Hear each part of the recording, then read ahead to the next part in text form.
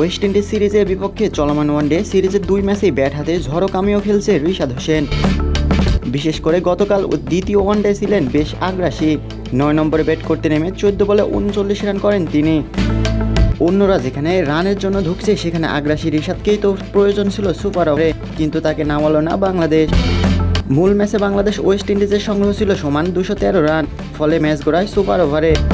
যে কোনো ফরম্যাটে আন্তর্জাতিক ক্রিকেটে প্রথমবার বাংলাদেশের কোনো ম্যাচ টাই হলো। ক্যারিবিয়ানদের 11 রানের লক্ষ্য তারে বাংলাদেশ হয়ে নামেন সাইফ হাসান ও সৌম্য সরকার। পরে সৌম্য আউট হলে নামানো হয় নাজমুল হোসেন শান্তকে, কিন্তু শেষ 5 বলে তারা 6 রানের সমীকরণ মেলাতে পারেনি।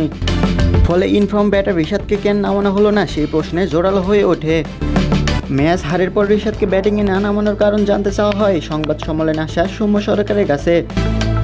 জবাবে বাঁহাতি এই ওপেনার বলেন, ওটা কোচ আর অধিনায়কের পরিকল্পনা ছিল, তাদের পরিকল্পনার একটি অংশ ছিল এটা। তারা চিন্তা করেছে যে মেন ব্যাটসম্যানদের পাঠাবে।